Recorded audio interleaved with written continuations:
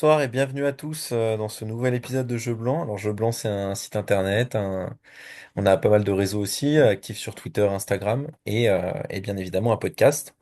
Donc aujourd'hui, on va débriefer ensemble ce qui s'est passé à Indian Wells chez les hommes et chez les femmes, avec la victoire de Mira Andreeva et de Jack Draper. Donc je ne suis pas tout seul pour parler de ça. Je suis en compagnie de d'Alice et de PH. Comment ça va? Comment ça va, Alice? Bah écoute, ça va très bien. Je suis ravie de vous retrouver. Ça faisait un petit bout de temps que j'avais pas fait le podcast et comme je me suis régalée à Indian Wells, je suis vraiment contente qu'on débriefe tout ça. Ok, parfait. Et toi, PH, comment ça va?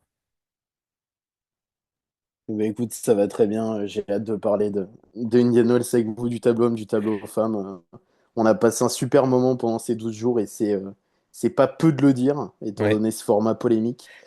Mais on a hâte, allons-y. c'est ça. Allons-y.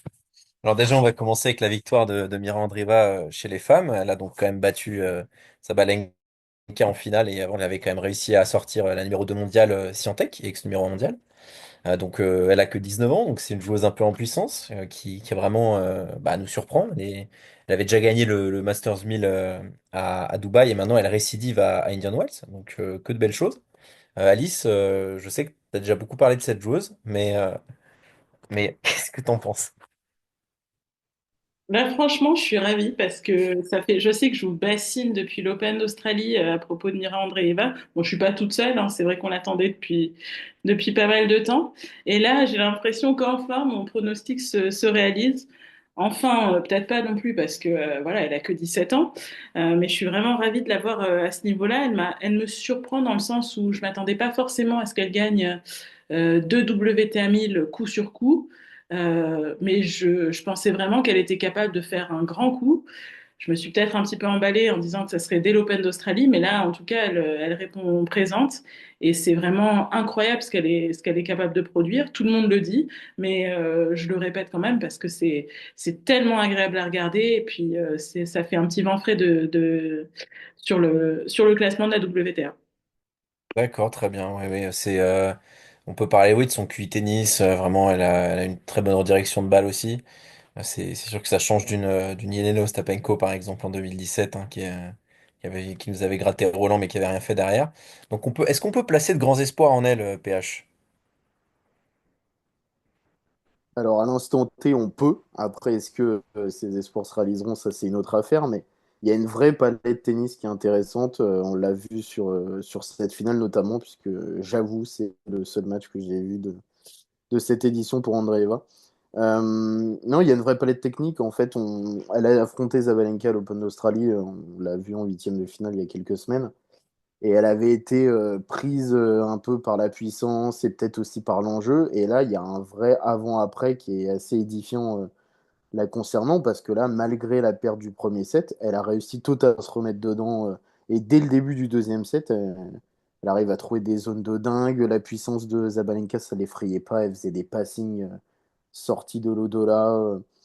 Elle n'hésitait pas aussi à monter au filet parfois, à faire quelques amortis très très bien sentis. Et en fait, elle a réussi à faire craquer Zabalenka, à la faire déjouer, notamment aussi avec une belle couverture de terrain.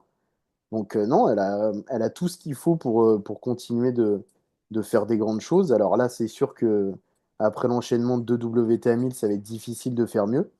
Mais sur le reste de la saison et sur les saisons à venir, c'est très prometteur. Après tout, jamais 203, j'ai envie de dire. Voilà, on attend. La Miami va pas tarder. On espère elle va aussi nous faire rêver à Miami. Mais quid d'Iga Swiatek par exemple et de Sabalenka? On peut parler d'ailleurs d'Iga Swiatek, hein. Alice, est-ce que tu penses que Swiatek donc est vouée à disparaître entre guillemets puisque bon bah elle se fait supplanter de plus en plus. Après sa folle saison 2022, bon bah elle était numéro un mondial jusqu'en 2024. Après elle s'est fait dépasser par Sabalenka, qui est clairement la meilleure joueuse sur dur. Et là maintenant on a une petite jeune de 17 ans qui la bat deux fois en l'espace de quelques semaines sur deux WTA 1000. Donc qu'est-ce qu'on peut attendre de Swiatek? Est-ce qu'on s'inquiète pour Swiatek, Alice?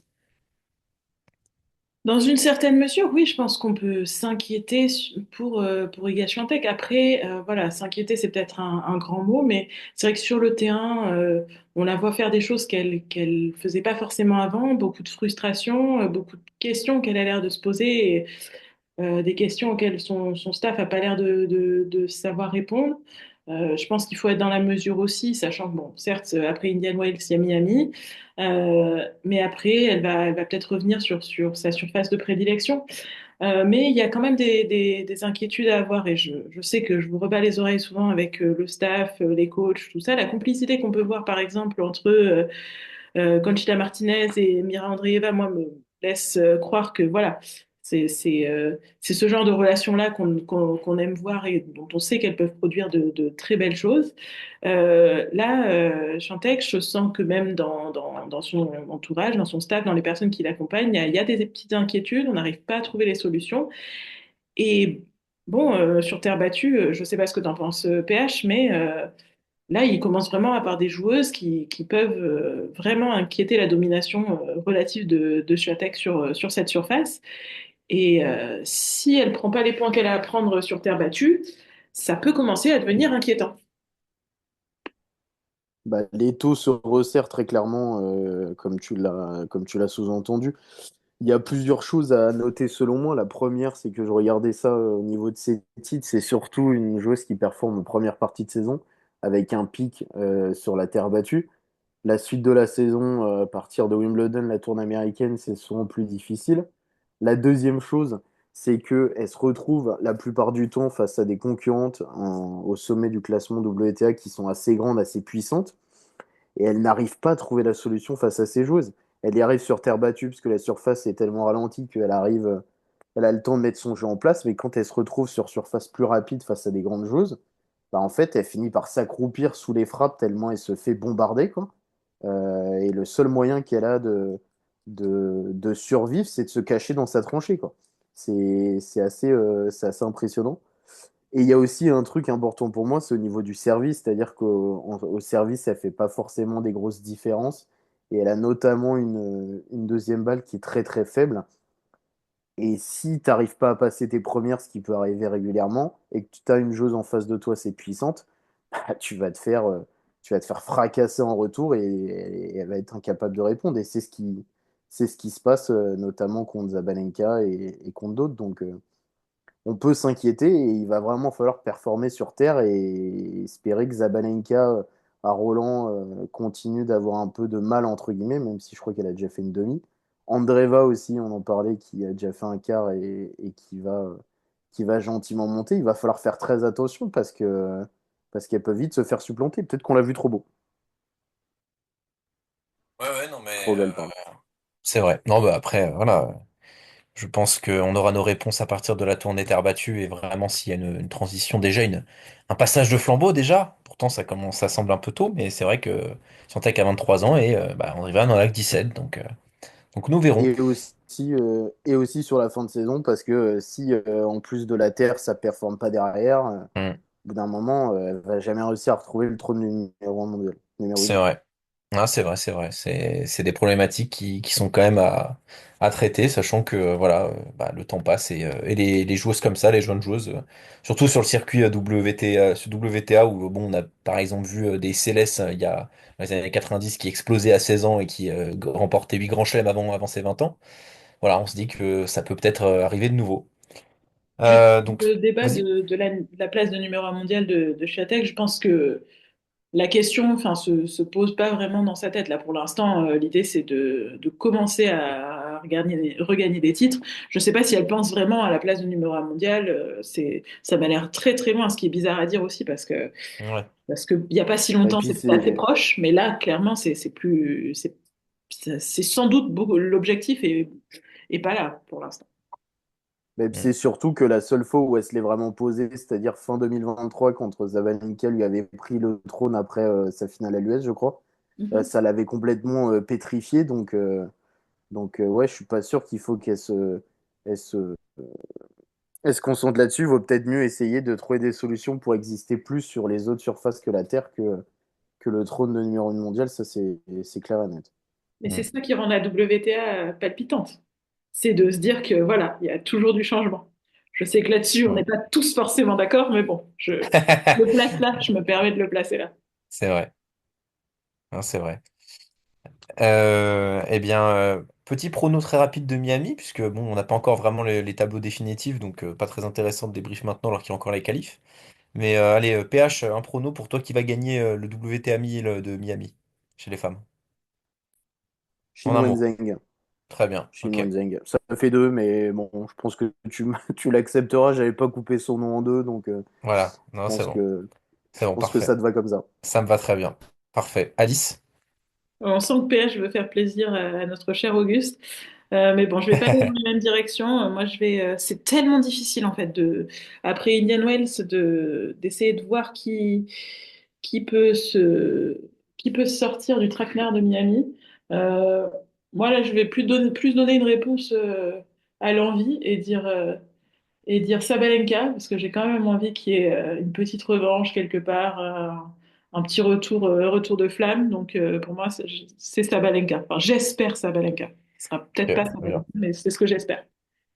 Eh ben écoutez, j'entends vos avis. Pour moi, ce sera Rybakina. Double finaliste malheureuse à Miami. On espère que cette année, ce sera la bonne. Donc maintenant, place aux hommes. Je pense qu'on en a fini chez les femmes. On va pouvoir passer justement aux hommes, donc le Masters 1000 d'Indian Wells se déroulait au même moment. On a vu donc la victoire du Britannique de 23 ans, Jack Draper, premier Masters 1000 en carrière. Donc un joueur qu'on attendait depuis longtemps à ce niveau-là, hein. Beaucoup d'observateurs le considéraient déjà comme top 10 depuis la tournée américaine. Enfin, il dégageait un niveau de jeu très impressionnant. Et là, il a gravé les étapes. Il est septième mondial maintenant, grâce à son titre. Il a battu en finale Holger Rune 6-2, 6-2. Alice, je sais que tu as une sensibilité particulière pour Draper. Donc je te laisse nous dire pourquoi, à ton avis, comment il a fait pour avoir ce titre et qu'est-ce qui nous annonce de bon, nous augure de bon pour le tennis. Non, non, non. Alors, pour ceux qui nous écoutent, là, parce que sensibilité, je vous vois venir. Non, non, c'est juste, voilà. Je suis franco-britannique, donc j'avoue que parfois, effectivement, je suis les Britanniques d'un bon œil.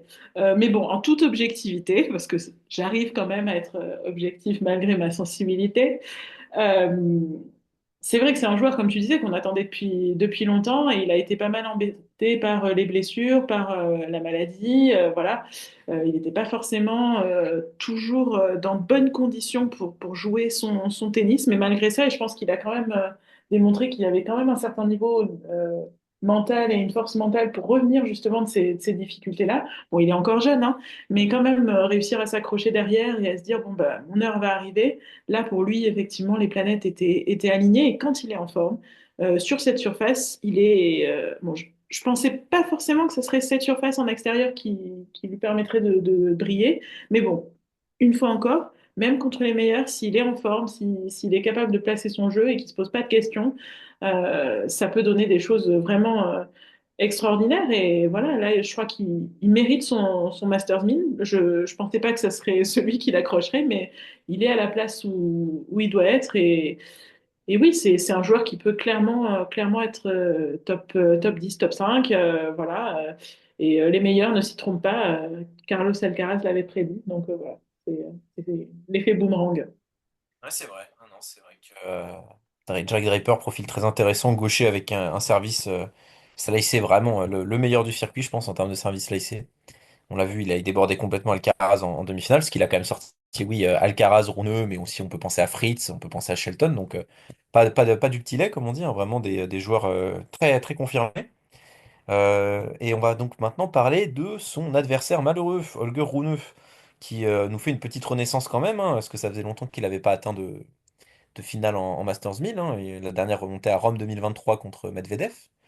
Et depuis, bon, bah, depuis 2024, on était habitué à des performances en dents de scie, voire franchement décevantes. Et donc, le vilain petit canard, comme je l'appelle affectueusement, nous fait une remontada. Donc, qu'est-ce que ça peut nous donner, PH? Je te pose la question en tant que fan clubbeur d'Holger Rune. Qu'est-ce que tu as pensé de sa performance sur le tournoi et aussi qu'est-ce que ça peut apporter dans le futur? J'ai pris évidemment énormément de plaisir à voir la renaissance d'Holger Rune. C'est vraiment un joueur, moi, qui me plaît. J'aime beaucoup son côté un peu foufou, disjoncteur. En même temps, techniquement, il a à peu près tout, il sait tout faire. Euh, Quand il a explosé, il avait un revers qui était complètement cosmique. Il peut monter au filet. Il a cette espèce aussi de feu intérieur où où il arrive à retourner des situations. Quand on voit le match contre Griekspoor en quart, par exemple, le premier set, il se fait déborder, il fait pas mal de fautes, et en fait, il arrive à switcher très rapidement de mode, comme il pouvait le faire à l'époque, par exemple à Bercy, quand il gagne le tournoi, et il lui met un 6-0 derrière. Donc en fait, il y a ce côté aussi où il peut se relancer d'un coup, il peut se saboter, mais en même temps, s'il est vraiment concentré, et là, ça fait quelques mois peut-être que c'est un peu mieux, bah, il fait des super résultats. Là, je suis pas sûr que beaucoup l'attendent en finale euh, sur ce tournoi. Donc voilà, c'est une excellente surprise. Il a battu Medvedev quand même en demi. Alors Medvedev, on sait que il est peut-être un peu sur le déclin, mais ça reste un client sur dur. Je suis un peu déçu de sa finale, j'avoue. Je m'attendais pas à ce qu'il se fasse ouvrir aussi fort par Jack Draper en totale lévitation. Mais non, c'est de bon augure pour la suite. Et on sait que c'est un joueur qui brille sur terre battue.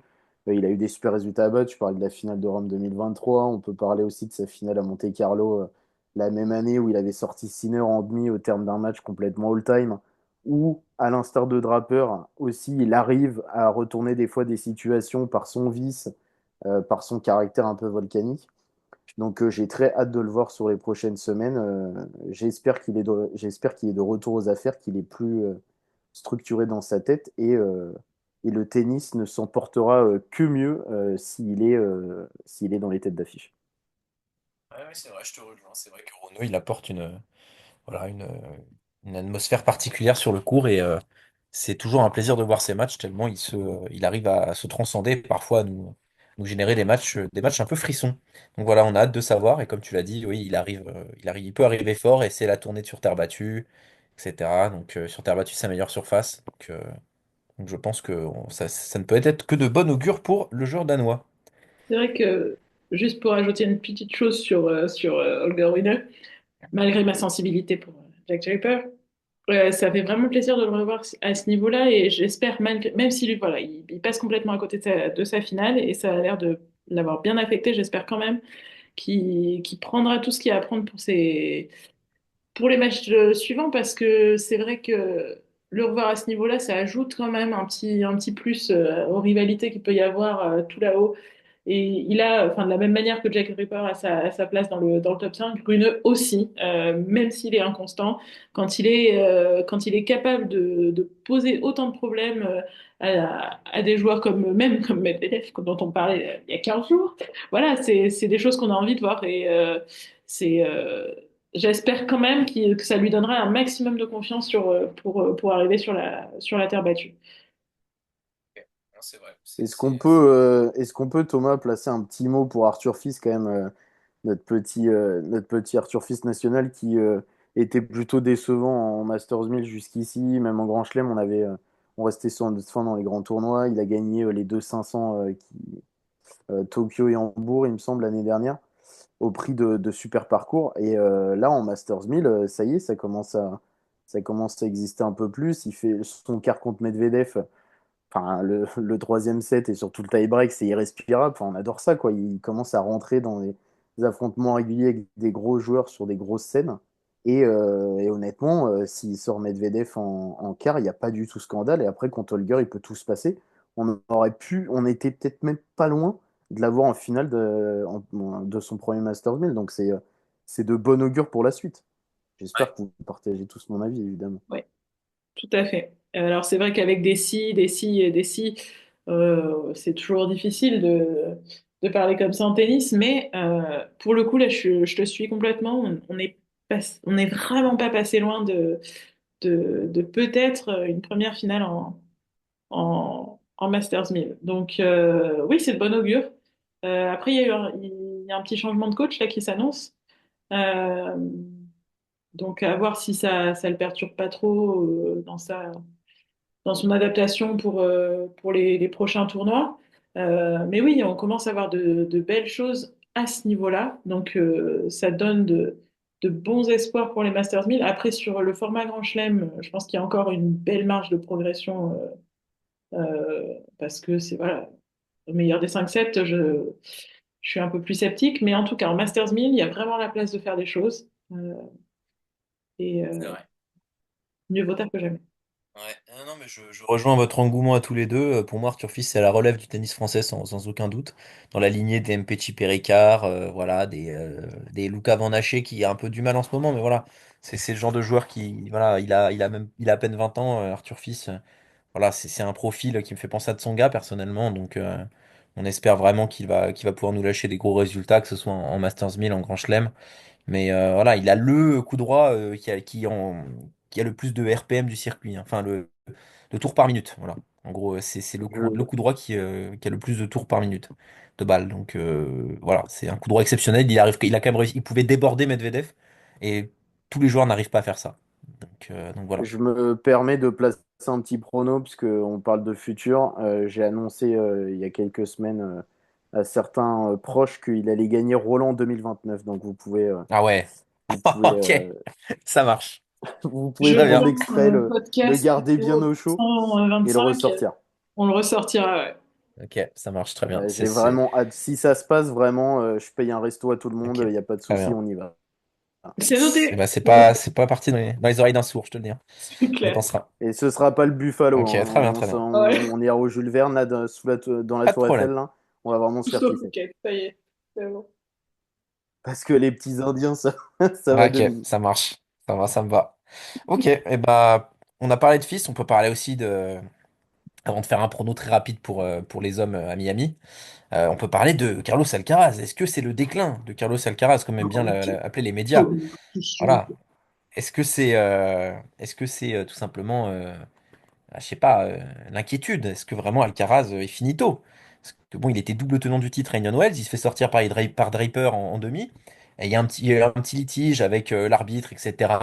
Bon, on peut comprendre que Layani a fait n'importe quoi, ça je suis d'accord, Layani a fait n'importe quoi, il aurait dû faire rejouer le point l'avoir vu la VAR, parce qu'il a interrompu le point des joueurs pendant leur point. Donc c'était vraiment pas nécessaire, mais bon, Alcaraz, même malgré cette erreur d'arbitrage, se fait sortir en demi-finale.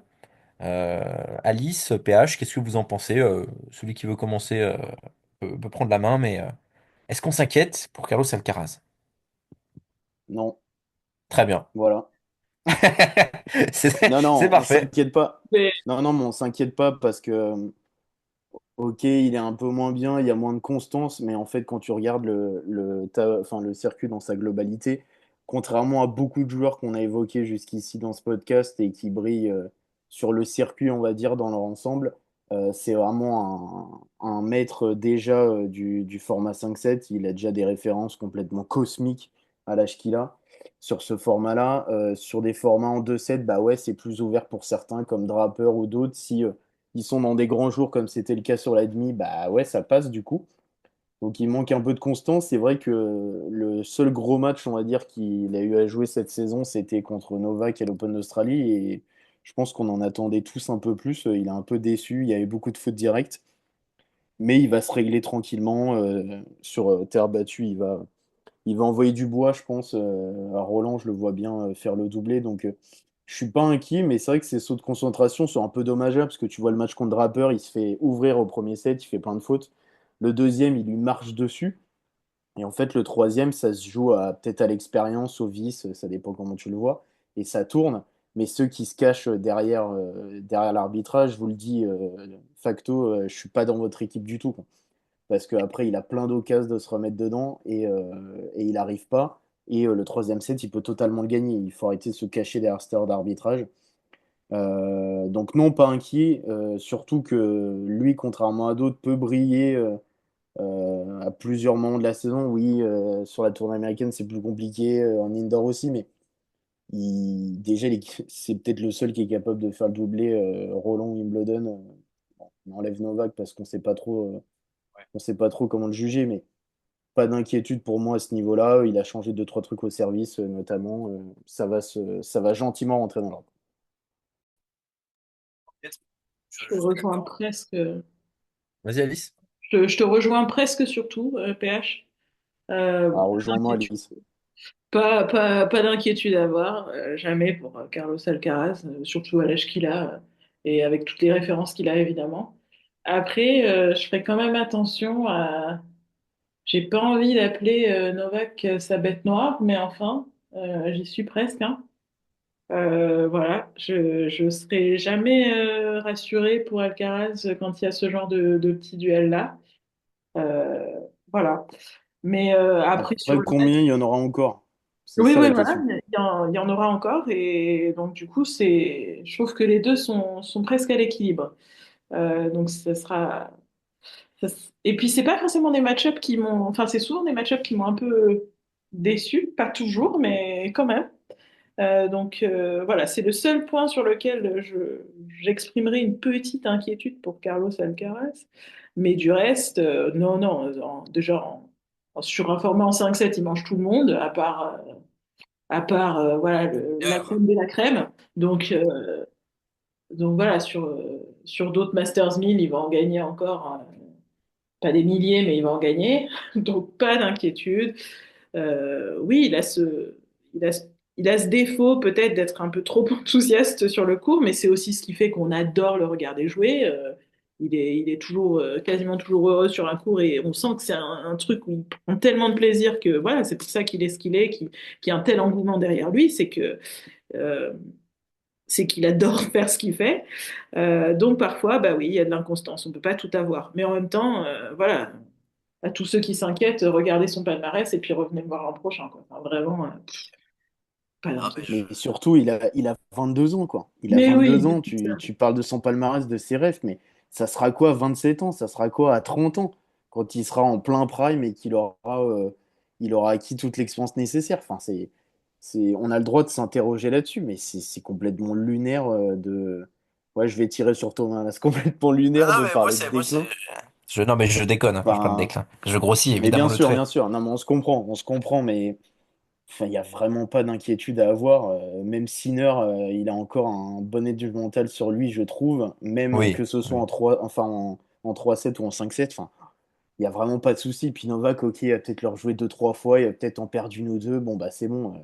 Dans 2 ans, il sera parti. Il aura 25 ans. T'inquiète pas, ça va rouler ensuite. Ça va être l'autoroute. Ouais, ouais. Non, mais je vous rejoins tous les deux là-dessus, hein. Pour moi, il n'y a aucune inquiétude à avoir.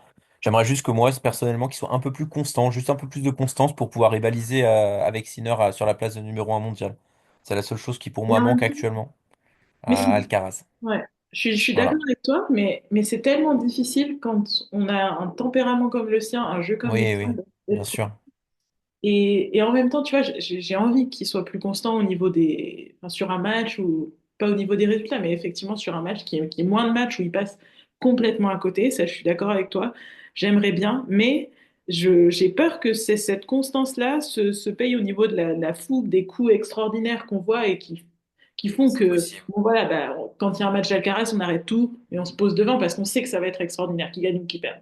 Bon, C'est vrai. très mauvais exemple là sur le match avec Draper, mais bon, vous savez ce que je vais dire. Donc, voilà, c'est pas Ouais, grave. bon, on verra bien. Bah écoutez, un petit prono très rapide sur Miami qui arrive, en un mot, hein, vraiment pas besoin de justification. Vous pouvez juste me dire, en un mot, vous me dites le nom et vous me dites en un mot pourquoi. Voilà, PH, tu commences. Arthur Fils. Oh là là, ça y est. Oh la Je, dinguerie, ok. Oh, ouais, ça je va. fais pense que... tapis. Ah ouais, Je fais tapis là. Ah, je fais tapis là. d'accord. Ah bah là, Ouais, là, je suis Patrick Bruel, j'ai les lunettes noires là, eh et je suis prêt ben, à enfumer toute la planète. ça marche. Je Arthur n'y crois Fils, absolument pas. eh bah c'est pas grave. Moi, je crois pas trop à Tari Bakina à Miami, donc il y a pas de souci. C'est vrai, Non, ça Arthur Fils, marche. rapidement, bah, parce que on l'a dit, il monte en puissance. Il arrive à rivaliser avec beaucoup des cadors du circuit sur ce format en 3-7 gagnant. Il arrive avec la confiance d'Indian Wells et aussi, je pense, beaucoup de frustration de son quart et je pense qu'il va l'utiliser à bon escient. Donc, vas-y Arthur, casse-moi tout à Miami et on se retrouve au bord de la mer avec une pina colada pour fêter ça. Parfait, parfait, parfait. Écoute, Alice, en un mot, ton prono? Bah, un mot, j'allais dire, je pense que ça va être un Miami américain. Après, je pourrais pas vous Ok, dire plus. Je vais ok, pas dire Taylor Fritz parce que sinon je vais encore me faire allumer. Mais ok. allez, Ben Shelton, boum. Ok, oula, d'accord, les pronos qui n'ont aucun J'ai sens. Ça failli le marche. dire, Ben Shelton. J'ai failli le dire. Je me suis ravisé. C'est Eh vrai. ben, écoutez, moi de mon côté, ce serait Carlos Alcaraz. Je suis beaucoup plus classique. Je veux qu'il rebondisse. Oh, boring, Donc voilà, boring. voilà. Écoutez, Voilà. c'est la fin de ce podcast. Je pense que le temps nous est compté, donc nous allons nous allons nous arrêter là. On espère que bah, nous écouter vous aura plu. N'hésitez pas voilà, à réagir, etc. Et à dire votre prono à la maison, même si on vous entend pas. Et sur ce, bah, à très vite pour de nouvelles aventures avec Jeu Blanc. Salut, salut! Salut! Ciao.